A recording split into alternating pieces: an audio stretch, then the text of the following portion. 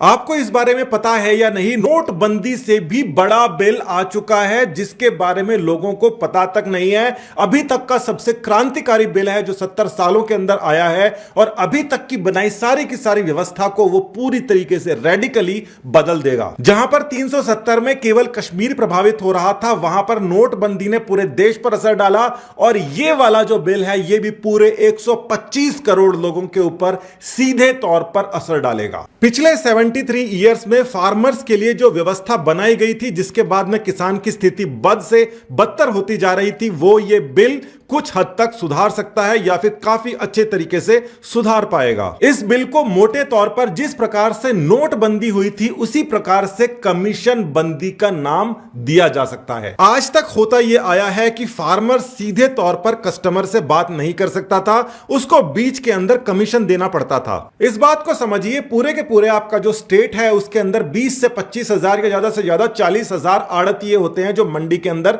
बैठते हैं। ये 20, 25 या 40 हजार लोग ही पूरे की पूरे किसानों की फसल खरीदते हैं और उसके आगे प्रोसेस होता है। यही लोग रेट्स को डिसाइड करते हैं, ऊपर और नीचे फ्लक्चुएट करते हैं। तो किसान सबसे पहले मंडी जाया करता था और मंडी के अंदर लाइन लगा के सोचता था कि उसको उचित मूल्य मिल जाएगा, मगर कई बार उसको नहीं मिलता था, जिसकी वजह से कई सारे किसानों की हालत नीचे गई है, उन्होंने आत्महत्याएं वगैरह करी है। मगर किसी मंडी के आड़तिये ने आत्महत्या करी हो, इस प्रकार के केस आपने नहीं के बराबर सुने होंगे। परिस्थितियों के हिसाब से किसानों को कई बार 2 रुपए 3 रुपए तक भी प्याज बेचना पड़ जाता है, जिसको हम 40 रुपए 50 रुपए के अंदर खरीद के लाते हैं। किसान के पास नहीं जा रहा पैसा, मगर हमारी जेब से वो लग रहा है पैसा। तो जब किसान अपना ट्रक भर के मंडी पहुंच जाता है तो वहां जो भी उसको रेट मिलता है, 2, 3, 4, 5 जो भी उसको रेट मिलता है, उसी रेट के अंदर उसको सेल कर देना पड़ता है, बेचना पड़ता है। क्योंकि ये जो गाड़ी उसने ले रखी है उसके भी 2 से 2.5 हजार रुपए वो दे के पहले से ही आया हुआ होता है। और यहीं पर बात आ जाती है इन कमीशन एजेंट्स की, जो बात हर किसान नेता, किसान संघ, किसान सभा, इनने उनने हर पॉलिटिशियन ने कही है,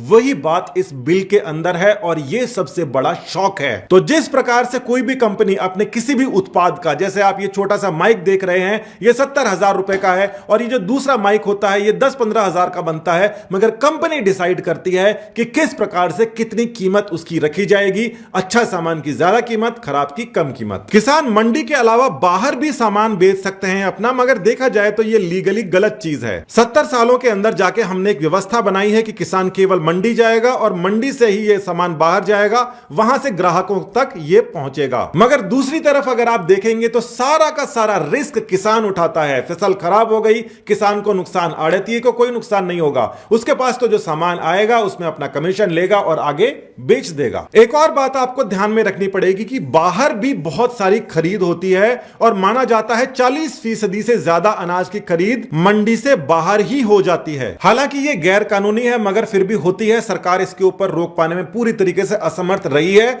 ना ही आगे उसमें समर्थ होना चाहती थी, तो सरकार ने उसको लीगलाइज कर दिया। फिर भी एक बात आप समझिए कि बाहर का जो किसान है वो हमेशा इस प्रकार के जो गैंग्स होते हैं उनका शिकार बना करता था। जब भी उसको जरूरत होती थी ये उसको पैसा दिया करते थे और उसके बाद में उसकी जो अनाज है, उसकी जो फसल है, औने पौने दामों पर सबसे पहले खरीद लेते थे, मंडी नहीं जाने देते थे, जहां पर टैक्स लगा करता था करीब 8 से 8.5%। तो सीधे तौर पर जो व्यवस्था थी, किसान से ग्राहक के पास आएगा और बीच में 8.5% उसके ऊपर टैक्स लगेगा, जिसके अंदर कुछ स्टेट गवर्नमेंट के पास में जाएगा, कुछ आड़तियों के पास में कमीशन जाएगा और कुछ साथ के अंदर मार्केट टैक्स और लगेगा उसमें। तो जो ये आड़तिये या कमीशन एजेंट्स थे, इनके पास में 2.5%, मार्केट के पास में 3% और स्टेट के पास में 3% जाया करता था। मगर उसके अलावा भी 4% बाहर का बाहर बिक जाता था, जो इसके अंदर नहीं आता था। तो जो ये 2.5% छोटा सा अमाउंट आपको लग रहा है, इस बारे में कोई दो राय नहीं है कि ये 8.5% जो आड़तिया ले रहा है उसमें से केवल 2.5% ही रख रहा है, इसको कोई मानने को तैयार नहीं है। इसलिए तैयार नहीं है क्योंकि सारा का सारा काम डिजिटल ट्रांजैक्शन के हिसाब से नहीं हो रहा। मंडी के अंदर अलग अलग स्टेप्स होते हैं, वहां पर भ्रष्टाचार को रोक पाना बहुत बड़ी सरदर्दी थी। सरकार कभी भी यह नहीं कह सकती कि 100% उसने रोका।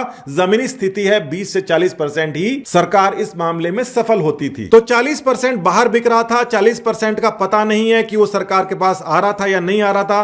कुल मिला के 20% की बात बची हुई थी और इस 20% को सरकार ने बंद कर दिया है। इसके अलावा भी आपको एक बात पता है कि मान लीजिए दिल्ली के अंदर प्याज के रेट ज्यादा हैं, एमपी में कम है, यूपी में और भी ज्यादा कम है, तो एक स्टेट से दूसरे स्टेट्स के अंदर ट्रांसपोर्टेशन और वो जो परमिशंस और रास्ते के अंदर आपको टोल नाकों के ऊपर रोकना और पुलिस के द्वारा इतने सारे खड़े होकर ट्रक को वहां पर खड़े करके वसूली करना, इस प्रकार के रोज वीडियो आया करते थे जिनको रोकना ऑलमोस्ट इंपॉसिबल हो गया था। तो फिलहाल जो 3 ऑर्डिनेंस पारित हो चुके हैं जिनका अब बिल भी बन चुका है, उसके अंदर इतनी सारी क्रांतिकारी बदलाव आ चुके हैं कि अब किसान अपनी फसल का खुद रेट तय करेगा जिस प्रकार से इंडस्ट्रीज रेट तय करती हैं। इसके नेगेटिव पॉइंट्स भी आपको जानने चाहिए कि नए जैसे शॉपिंग मॉल्स हैं, रिलायंस स्मार्ट है, जियो स्मार्ट है, ये सब आ रहे हैं, वहां पर ये कंपनियां डायरेक्टली किसान के पास में खरीद नहीं कर सकती थी क्योंकि लॉ उनके आड़े आता था, उनको मंडी से जाके खरीद करनी पड़ती थी। अब मंडी के अंदर इन कमीशन वाले जो आड़तीये हैं, इनका पूरा एकाधिकार था जिसको खत्म करना जरूरी था। किस वजह से? ताकि कंपनी सीधा जाके किसान से सामान खरीद सके। यहां पर सबसे बड़ी बात यह आ जाती है कि कहीं ये कंपनियां ही किसान का शोषण ना करने लग जाए। तो इन ऑर्डिनेंस के अंदर एक और बात जो फिक्स करी है कि एमएसपी इसके अंदर सरकार तय करेगी, उसको कंपनियां उससे कम नहीं दे सकती, ज्यादा दे सकती हैं। एक ही लॉ से सब कुछ रेगुलेट कर दिया। अब सीधा किसान कंपनी को बेच सकता है और कंपनी किसान को कम से कम उतना पैसा देना उसको जरूरी हो जाएगा। एक और फायदा जो किसान को इसमें हो जाता है कि ज्यादा सामान होने पर ही वो गाड़ी का भाड़ा निकालकर मंडी तक बेचना और उसके बाद के अंदर कुछ मुनाफा कमा सकता है। मगर इस समय यह बात हो गई है कि कंपनियां खुद जाके किसान के खेत में जाके उसकी सब्जियां, फल, उसके अनाज खुद ले लेंगी, तो उसके अंदर ट्रांसपोर्टेशन कंपनी का लगेगा। देखिए, किसान को यह फायदा है कि उसको एमएसपी पहले भी मिलती थी, अब भी उसको मिलती रहेगी, हो सकता है उससे बेटर रेट भी मिल जाए, अच्छी क्वालिटी के सामान हो तो, साथ ही में उसका भाड़ा नहीं लगेगा। और आपको और हमें क्या फायदा है, ग्राहक को क्या फायदा है कि अब हम किसान से भी डायरेक्टली सामान ले सकते हैं, वो हमारे पास में आके हमें बेच सकता है। इससे जो रेट्स हैं वो कंट्रोल रहेंगी। कोरोना के अंदर आपने वैसे भी देखा होगा, खासकर छोटे शहरों के अंदर तो लोगों को काफी सस्ती सब्जी मिल गई थी। मगर फिर एक और बात आ जाती है भ्रष्टाचार की, वो ये आ जाती है कि ठेलों के ऊपर मंडियों से होकर जो एक नेटवर्क फैलता है, उसके अंदर सबके एरिया डिफाइंड होते हैं। उसमें भी बहुत सारी वीडियोस आपने देखे होंगे कि कई सारे कानून के रखवाले फ्री के अंदर सब्जी लेके जाते हैं या शाम को 500 रुपए का नोट उनको देना पड़ता है। चाहे ये किसी भी लेवल के ऊपर परेशानी हो, मगर ये देश के लिए घातक थी। ये भी इससे काफी हद तक कंट्रोल में आएगा, क्योंकि पहले जहां पर ठेला लेकर जाना गैर कानूनी था, वहां पर अब वो कानूनी हो जाएगा। आप उसको रोक नहीं सकते, और ऐसा इसलिए नहीं कर सकते क्योंकि इस ऑर्डिनेंस ने उनको यह ताकत दे दी है। मोटे तौर पर देखा जाए तो 125 करोड़ लोगों को जो चीज इफेक्ट करने वाली है, उसके अंदर सबसे ज्यादा नुकसान में आड़तीय रहेंगे। आड़तीय कितने नुकसान में रहेंगे? वो करीब उनकी संख्या 6 लाख से 7 लाख के बीच में पूरे देश में हो सकती है। फिगर्स ऊपर नीचे भी हो सकते हैं, मगर बहुत ज्यादा नहीं है। इसके अलावा किसान डायरेक्टली आके ग्राहकों को अपना फल सब्जी बेच सकता है, कानूनी रूप से उसको आप रोक नहीं सकते, और ना ही उसको पुलिस परेशान कर सकती है, क्योंकि ये उसका अधिकार बन गया है अब। और इन सब से ऊपर एक और खास बात हुआ करती थी, मान लीजिए कोई ऑर्गेनिक सामान उगा रहा है, वो मंडी के अंदर जाएगा तो उसकी एमएसपी क्या रहेगी, अब वो खुद डिसाइड कर सकता है। कंपनियां डायरेक्टली अप्रोच कर सकती हैं, लीगलाइज्ड वे के अंदर वो सब कुछ सामान को खरीद फरोख्त कर सकती हैं। अच्छी क्वालिटी का कोई अनाज उगा रहा है, खराब का उगा रहा है, जो ग्रेडिंग सिस्टम था मंडी के अंदर बेचने का,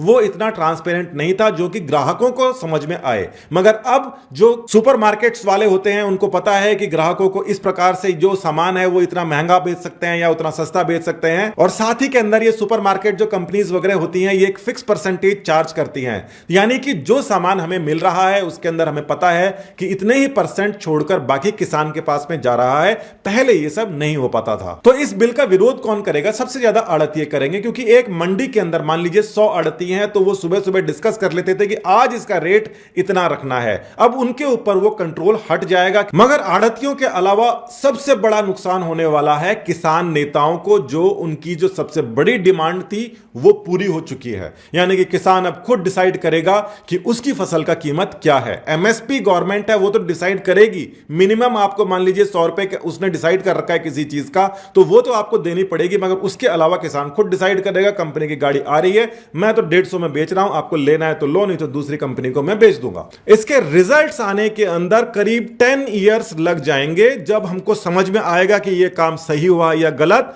मगर नेक्स्ट सीजन से ही इसका जो इफेक्ट है वो हमको दिखाई देने लग जाएगा। तो आज के टाइम के अंदर आंदोलन हो, चाहे हड़ताल हो, चाहे कुछ भी हो जाए, मगर हमको करीब 10 साल लगेंगे ये जानने में कि आज जो हमने ये बिल का क्रांतिकारी बदलाव किया है, जिसको हम कमीशन बंदी कह रहे हैं, क्या ये बदलाव सही है या गलत है? आप क्या सोचते हो इस बारे में? कमीशन बंद होना चाहिए या नहीं होना चाहिए? सरकार को क्या इसके अंदर और भी कोई नई चीज को ऐड करना चाहिए? क्योंकि किसानों की जो 70 साल से चलती आ रही सबसे बड़ी मांग है, अपनी फसल का खुद दाम तय करना, वो यहां पर पूरी हो गई है। बहुत बहुत धन्यवाद। नमस्कार।